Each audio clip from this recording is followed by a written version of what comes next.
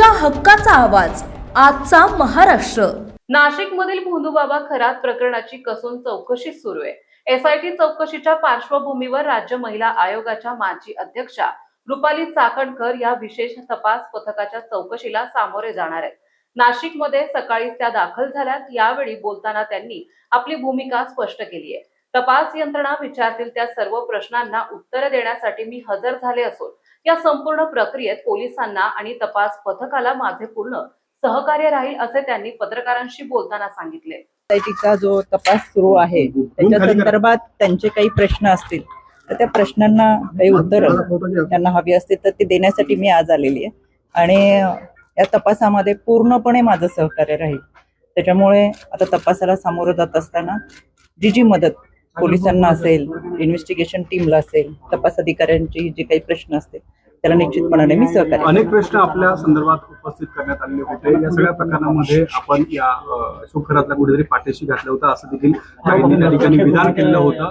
या अनुषंगाने नेमका तपास आज होणार आहेत का? आपण नेमकं काय खुलासा करणार? मला असं वाटतं की अनेक शंका तुमच्या सगळ्यांच्या मनामध्ये आहे।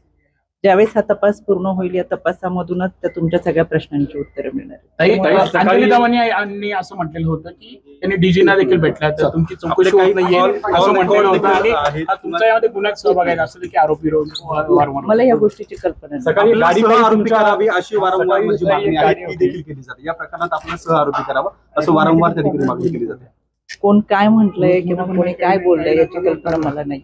आज जो तपास आहे त्या तपासाला पूर्णपणे सहकार्य करेल ती माझी तरफ। सकाळी गाडी तुमच्या घरी आली होती MH15 नंबरची, त्या गाडीत कोण होतं त्याच्याबद्दल काय माहिती?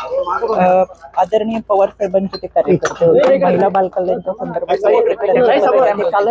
काल मला भेटणार होते पण त्यांना लय उशीर झाला आणि मी नाशिकला येणारच माहित नसल्यामुळं मग ते म्हणले तुम्ही कधी जाणार आहे, त्याच्या आधी मला वेळ दिला तर ते मला भेटले। सकाळी भेट झाली पण फार गडबडीत झाली। त्यांना म्हणलं बसून आता चहा घेऊ जा, मी निघते। काही समता पतपेढी असेल किंवा जगदंबा चाकणकरांचा काय संबंध?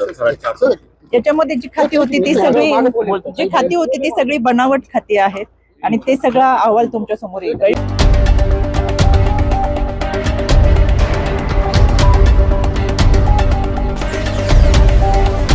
तुमच्या हक्काचा आवाज आजचा महाराष्ट्र।